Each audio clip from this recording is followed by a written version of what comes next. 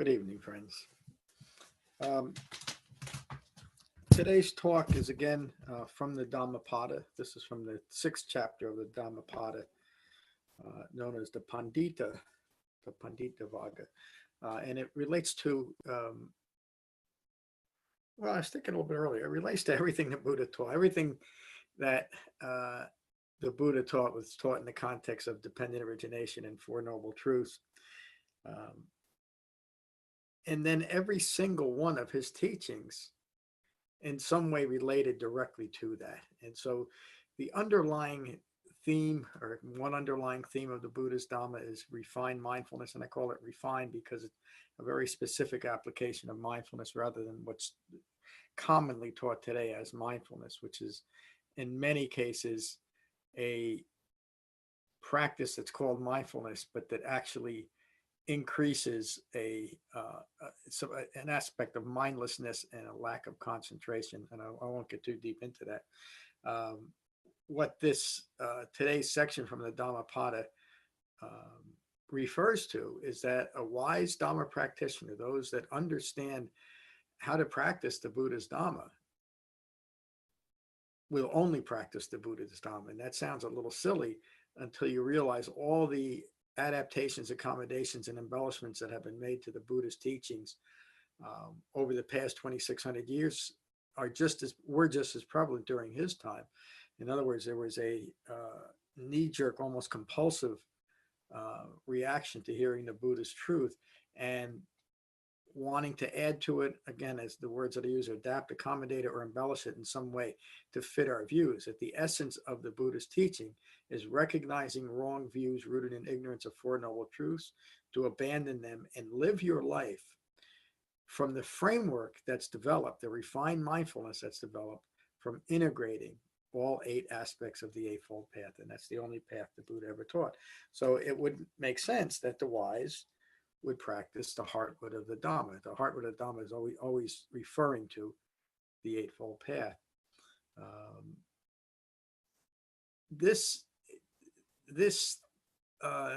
Another underlying theme of the Buddha's Dhamma that is in the great majority of his suttas. When the Buddha is teaching something, he always teaches what it is, and he'll often teach what it isn't in relation to what other spiritual seekers were practicing during his time, and often even those in his own Sangha who were becoming confused by all the different so-called dharmas that were floating around back then. And so today, the same thing. The Buddha realized and taught a very narrow Eightfold Path. And as soon as that path is adapted, accommodated, or embellished in any way, and it's often from misguided but well-intentioned people that do this, the entire path is lost, because then a substitution is made for recognizing and abandoning ignorant views. And every single time, I've never seen an adapted practice that didn't do this.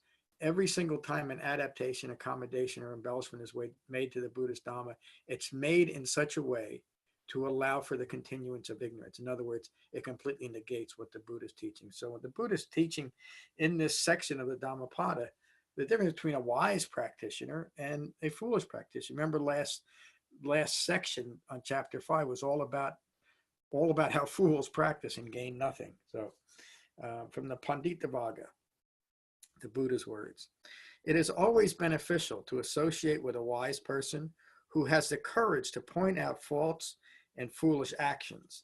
Follow them as one follows a path to hidden treasure. So that's just the first paragraph in this chapter, and it's amazing in its depth and profundity. And again, an underlying theme of the Buddhist teachings is wise associations.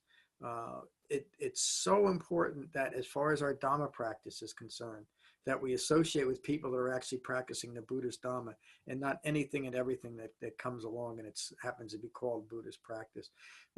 Modern Buddhist practice is this kind of a one-size-fits-all Buddhism by common agreement, and whatever we agree Buddhism is, it is. And again, this underlying theme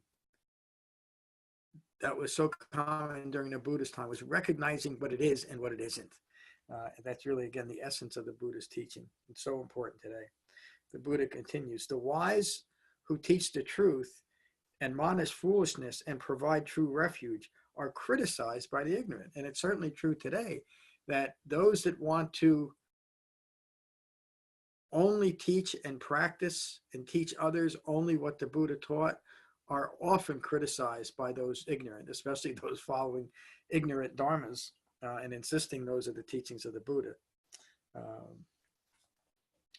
The wise who teach the truth, admonish foolishness, and provide true refuge are held dear by those seeking the Heartwood. Abandon ignorant associations. Lay down. Come on, both. Come on, lay down. Lay down. Lay down. Come on, lay down. Lay down. Come on, I'm going to keep. Okay, sorry about that. Abandon ignorant associations. Avoid fellowship with fools.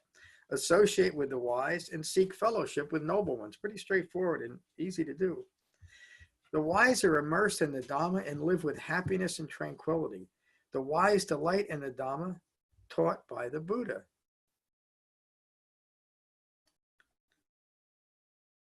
Just skipping ahead over some of my comments here. A rock lies undisturbed by the wind. The wise remain unmoved by praise or blame. The reference here is that so many people, the Buddha had such incredible courage and understanding of how cruel it would be to teach something simply to gather followers or to make people feel good. And the motivation to, one, have endless numbers of followers, but also to have people continually telling you that you're wonderful and that you're the world's greatest, whatever, Dharma teacher, is such a powerful motivation to teach anything and everything, simply to use numbers as a way of proving the efficacy of what you're teaching. And that's what the Buddha's cautioning against here, because he noticed it was so common during his time, and it hasn't changed at all in 2,600 years. I won't get too deep into that. But the wise remain unmoved by praise or blame. Like a deep and pure lake, the wise hear the true Dhamma and are perfectly purified. The wise renounce all clinging. The wise do not talk foolishly of their desires. The wise remain calm through happiness or sorrow. There's so many, there's a few, I don't even know how to call them anymore, but I'll call them centers that pretend to teach Buddhism or a certain type of Buddhism. And almost always, if there's a social aspect to it, you can hear people do just this thing. The wise do not talk foolishly of their desires. And oftentimes that's what the social aspects of these so-called centers were, was people talking foolishly of their desires to the point of distraction, rather than understanding the Buddhist teaching that is recognizing what is causing your distraction, what's rooted in sensual desire, and abandon it. Don't massage it. Don't bring it to a social engagement and talk about it. Don't make it the subject of a so-called spiritual search. Simply recognize the ignorance in it and let it go. The wise know how to do that. One is indeed virtuous, righteous, and wise who refrain from any wrongdoing for themselves or others. One is indeed virtuous, righteous, and wise who do not crave for sons. Craving for sons doesn't, it directly means just that, craving for sons. But in ancient India, your male offspring, particularly the first one, was your lineage. It was your establishment in eternity. So craving for sons in modern terms could be craving for the establishment of some false lineage that is only claimed to go back to the Buddha, when none of the modern lineages can actually make that claim truthfully. Do not crave for sons, wealth, power, or undeserved success. Think about all the, there's not a modern Buddhist lineage. Well, I shouldn't make that absolute statement. There's hardly any modern Buddhist lineages that haven't been besmirched by the sexual scandals running around today. And what are those? Obviously, a sexual predator is deeply disturbed and has the focus of sex on his mind or her mind. It's not just, a famous modern one just had the Me Too movement, said that she was attacking some of the people in her own organization. Um, sexual predator, a sexual predator is also after power, and the Buddha is referring to that here. So it to me, and I learned this a long time ago following, I might as well say, because he's long dead, is Shambhala, Chogyam Trungpa, and how he gave every single talk drunk, and the students used to delight that how what a marvelous human being he was, so far advanced that he could give Dhamma teachings drunk. I can't think of anything much more outrageous except the fact that he slept with so many of his students while he was married. And man was a very poor mental character, and yet he was held up as someone who started this worldwide organization that's still being followed today and still having its sexual predatory problems within it. The point that I'm making is that if a lineage can support elders and great teachers as sexual predators, there must be something wrong with the lineage. And that's, again, what the Buddha is referring to here. Rather than cover it up, rather than ignore the ignorance that allowed for this type of behavior, recognizing that it is not a wise Dhamma practice to continue, and simply abandon it. This is what the Buddha is talking about. Few people will complete the path and cross the farther shore. Most will run up and down the near shore. In other words, running up and down the near shore means you'll do what's easy and convenient and familiar and comfortable. But to do something as radical as addressing your own ignorance is what the Buddha said is reserved for the few with a very little dust in their eyes. Most people simply cannot do it because they can't face the fact that their views are wrong views. But in order to develop right view, we must accept where we are, that the views we're holding of ourselves in relation to the world are wrong views. And certainly, just touching back on that subject, if those views can incorporate and allow for sexual predation or any type of power grab, there's got to be something wrong in the teachings, wouldn't you think? I would. The wise practicing the perfectly taught Heartwood will cross the realm of death, so difficult to cross. And this doesn't mean the Buddha's teaching immortality. When he's referring to death, he's talking about the living death of a life lived in ignorance of reality. In other words, you haven't lived a life in reality. It was simply a life rooted in death. The wise cultivate the eightfold path and abandon dark path born of ignorance. Leaving behind entanglements with the world, the wise delight in their freedom. Imagine if these sexual predators today and other people creating all kinds of false dharmas could leave behind, or had first left behind, the entanglements with the world. They wouldn't act in such a way, such a brutal way, under the cloak of Buddhism, and all the people that the fools that continue to protect these people, thinking that they're protecting a useful Dhamma or Dharma, when all that Dharma does is support sexual predators. Leaving behind entanglements with the world, the wise delight in their freedom, abandoning sensual pleasure. Free of clinging, the wise cleanse themselves of greed, aversion, and deluded thinking. Those who have fully developed the Heartwood, who have renounced craving, who now rejoice in pure detachment, free of the fetters, brilliant in their wisdom, they are called rightly self-awakened, right here and right now. Again, that last line is so important.